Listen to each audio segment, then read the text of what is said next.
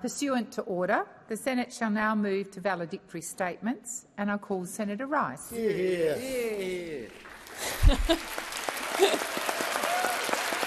Thank you, President. We are here on Ngunnawal and Ngambri land. I acknowledge and pay tribute to the owners of this stolen land and to all First Nations peoples, including the Wurundjeri people, where my home and office are in Naarm, Melbourne. I'm sorry that in my decade in the Senate we have not made the progress that we should have towards First Nations justice, towards truth-telling and treaties.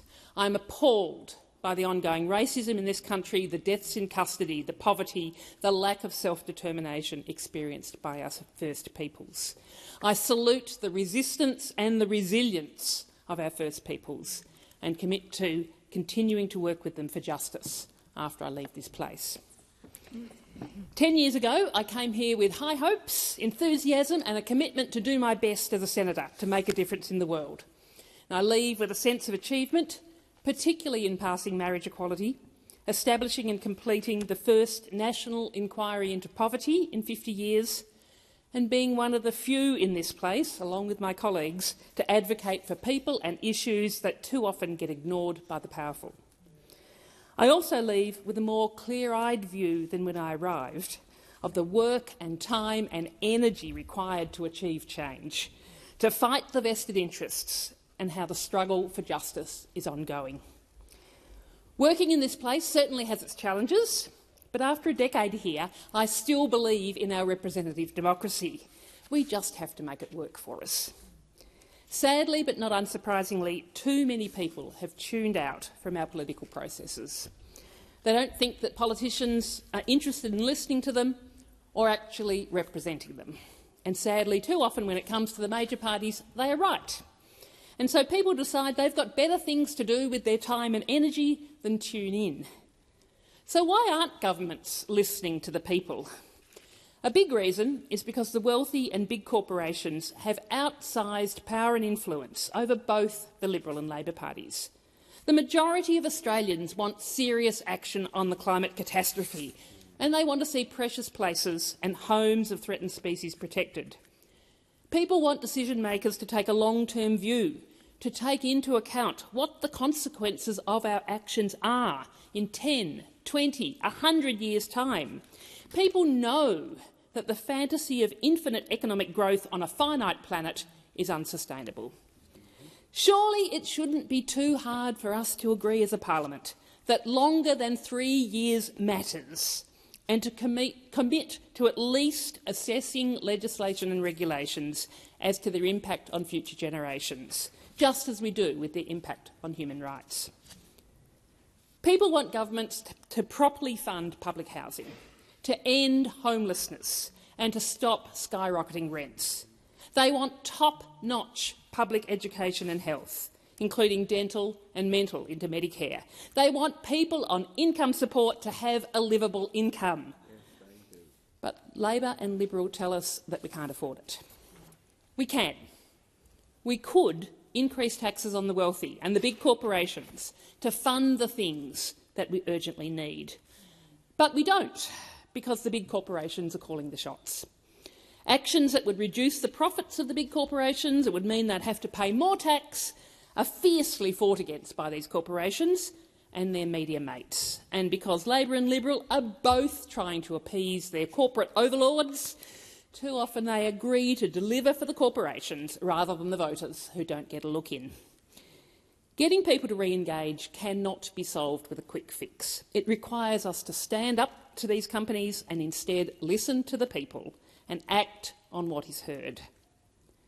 We could do so much better in listening and learning from each other and from the community, understanding where and why we don't agree, and acknowledging that no one person or party has a monopoly on wisdom. We do this to some extent in committee work, but we could do much more. It's been a privilege to chair the Community Affairs References Committee for the last 2 years and to spend considerable hours of my life in Environment and Communications, Foreign Affairs, Defence and Trade, and RAT as well. And the thing that has kept me committed to committees is the powerful work done to establish a body of evidence that we can agree on our differences usually come down to differing views about what to do about the issues facing us. It would be a huge step forward if we could commit to establishing that evidence base more generally in our work here, including through establishing institutions such as the Parliamentary Office of Science and Technology. This evidence can then underpin evidence-based decision-making. I know, you can call me naive, I'm obviously still a scientist at heart. And it would be much easier to establish this evidence base if we had radical transparency. If we had to have serious debates about our future and what it's going to take to fix things, then we all need to share the same information. Information is power, and too often critical information is hidden to boost a particular case and discredit others. We need to strengthen our freedom of information laws and stop blocking orders for production of documents to ensure that evidence is available to all of us. And so we can shine a spotlight on government decisions that are made that are inconsistent with that evidence, from robo-debt to sports rorts colour-coded spreadsheets to documents about dodgy contracts that are ostensibly about modernising Meals on Wheels. This stuff matters.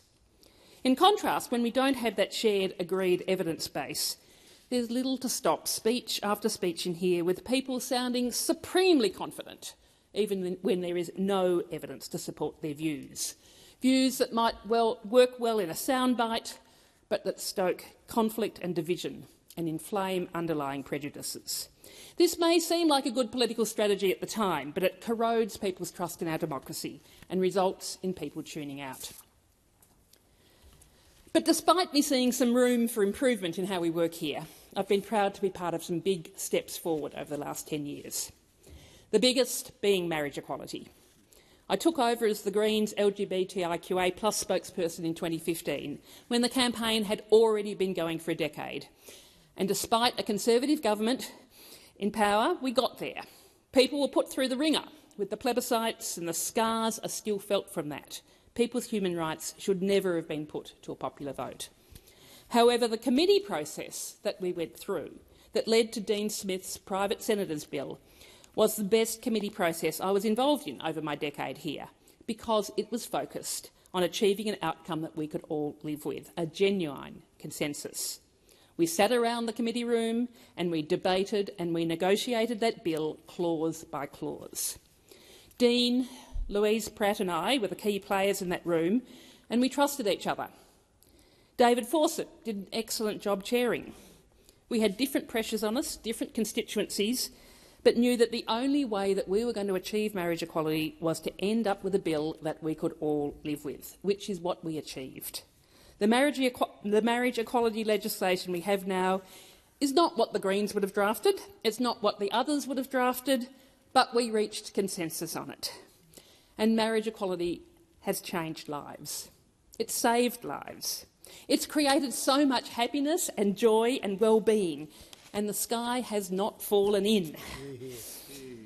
Marriage equality meant that I could stay married to my late wife Penny, and she could change her birth certificate to say female without us having to get divorced. Penny was such a star during the campaign for marriage equality. As a trans woman, she put herself out of her comfort zone to speak up, to say love was love and that all we wanted was to stay married. And being married to a trans woman inspired me to be such a fierce defender of trans and gender-diverse people during the campaign and beyond.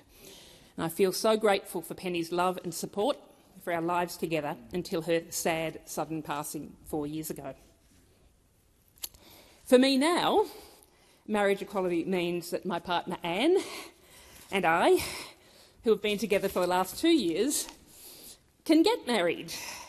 And newsflash, we reckon we probably will.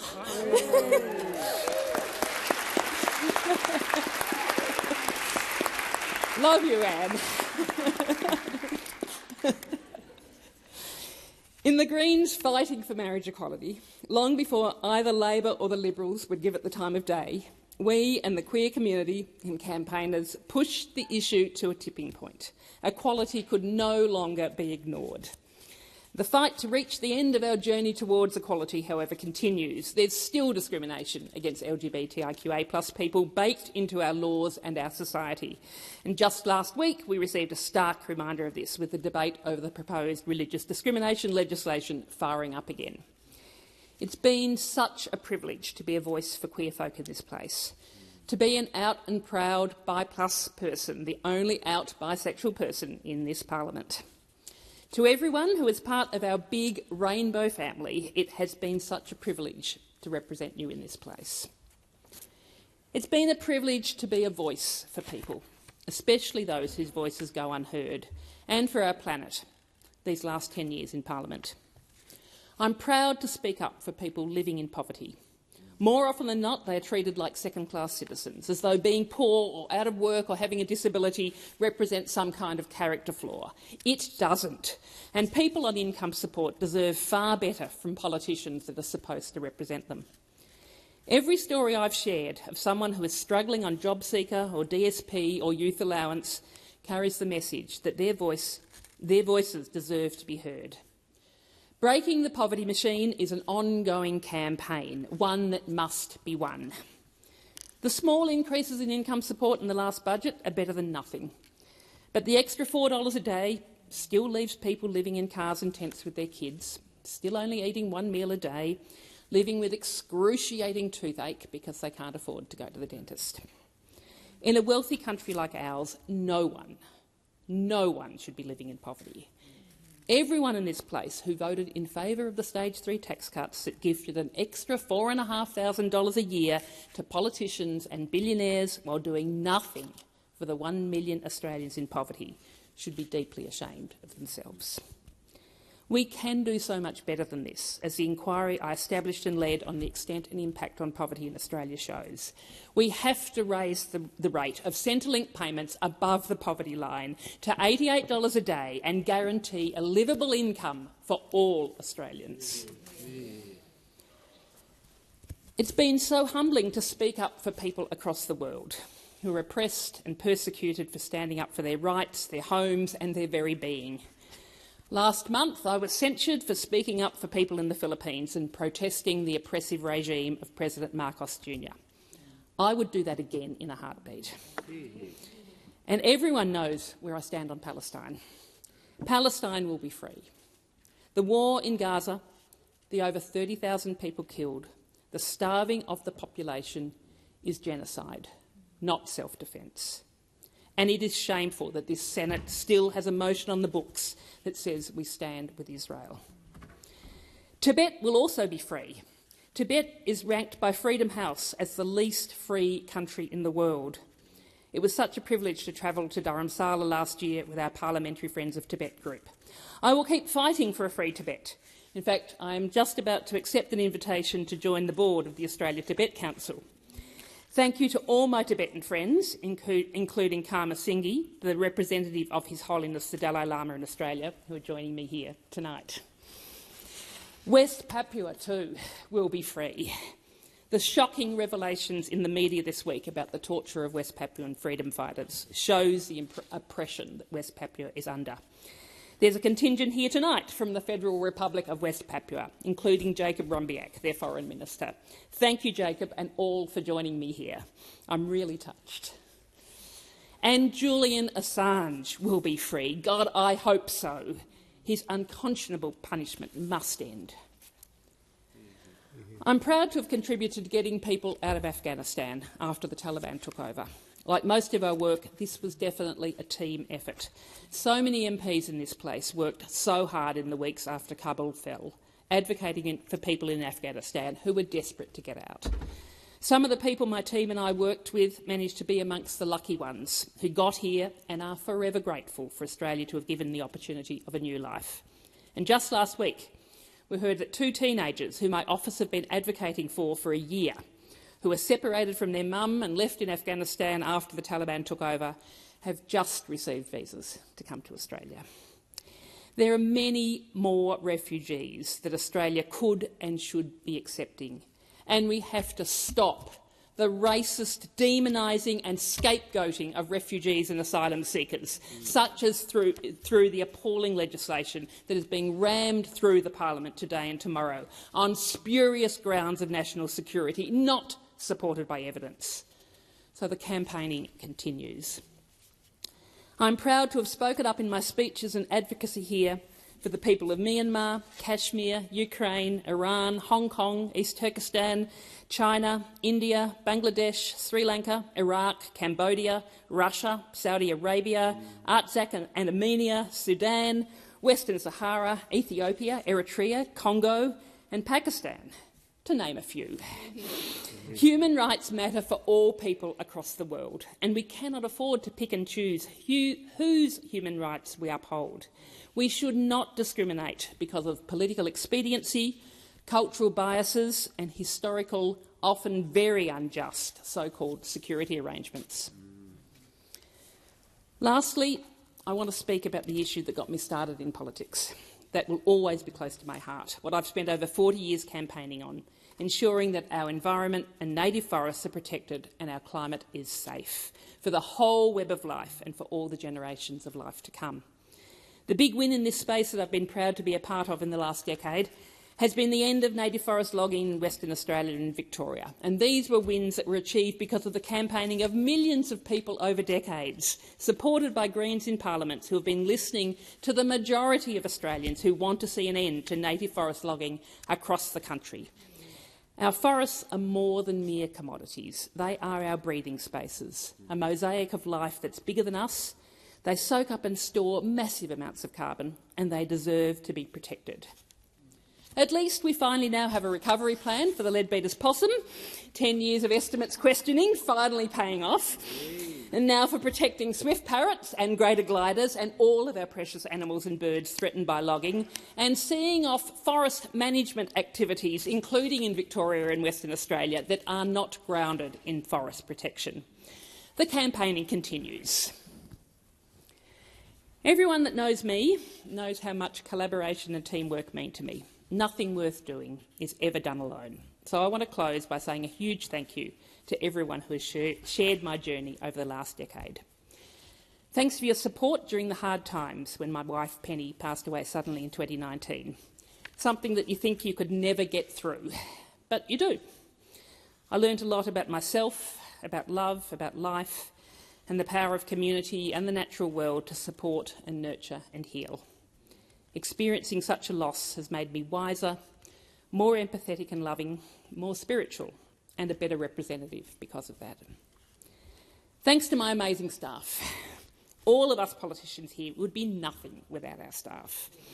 Thanks to my current team, Rachel, Shani, Vic, Shreya, Nick, Claudia, Sam and Lucci, and those who have gone on to other things, Tarek, Georgia, Mia, Simon, Sam, Mattia, Rachel, Simone, Ellie, Nat, Alyssa, Srishti, Harry, Freya, Gid, Ileana, Joe, Fliss, Maddie, Pavel, Chelsea and Adam.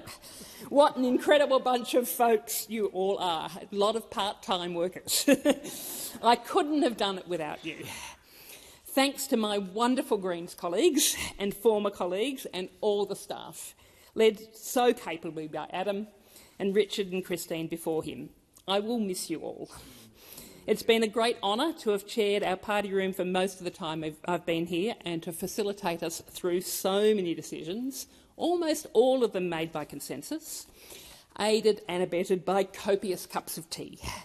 And I'm pleased to announce that my teapot is being bequeathed to the Greens party room archive.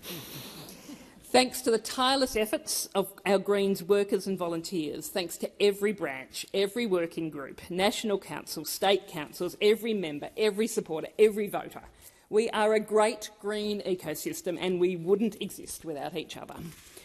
I've been so proud to see the Greens grow over the decades. I was one of the founders of the party in Victoria 31 years ago, and know that we are on track to continue to grow in size and in power. Bring on the next election. It is truly inspiring. The Greens and the communities we represent are what gives me hope for a healthy future. Another world, which is not only possible, but she is on her way. Thanks to all the advocates and campaigners I've worked alongside, far too many to mention, but I do want to shout out all the First Nations reps, social justice advocates, unionists, aged care campaigners, young people, queer folks, women's groups, environment groups and climate groups galore. I hope to keep working with you post-Parliament too. Thanks to everyone here and in the House who I've worked with over the years, sharing support for just causes, learning together, hearing people's stories in committees and parliamentary friendship groups, negotiating together, travelling together, and just hanging out and having a chat, connecting together across political difference. Those have been treasured experiences. And thanks so much to all the staff who support us here, from the clerks and attendants to the cleaners and the Comcar drivers. We could not do our work without you. Thanks to my mum, my kids, John and Leon, my sisters and brother, my friends, who I haven't seen nearly enough of over the decade, but who have stayed there for me, supporting me personally and politically. I'm so looking forward to having more time with you all. And thanks to Anne for sharing the highs and lows, putting up with the late nights and hardly seeing me as I arrive in Canberra for Parley Weeks. I'm so looking forward to having much more time with you and lots of adventures over the rest of our lives together. There's so much that I'm looking forward to having more time for, from working with people to build skills in working collaboratively, to campaigning, to spending time out bush and at home and in my garden, to playing and listening to music, to being on my bike, beginning with riding home from Canberra to Melbourne in May, as a bookend to my ride here a decade ago. So anyone who'd like to join me for all or part of the way, please get in touch. And at the end of my time here, I am acutely aware that I stand on the shoulders of giants and that my work is just part of a movement of billions of people around the world, including my amazing colleagues here and soon-to-be Senator Steph Hodgins-May, who I know will be awesome. My final words: stay hopeful that things can change and keep working determinedly towards that change. Just because we haven't reached where we need to be yet doesn't mean we can't and we won't. We have to keep at it, because one thing is certain: if you don't fight, you lose. So onwards and upwards. Thank you.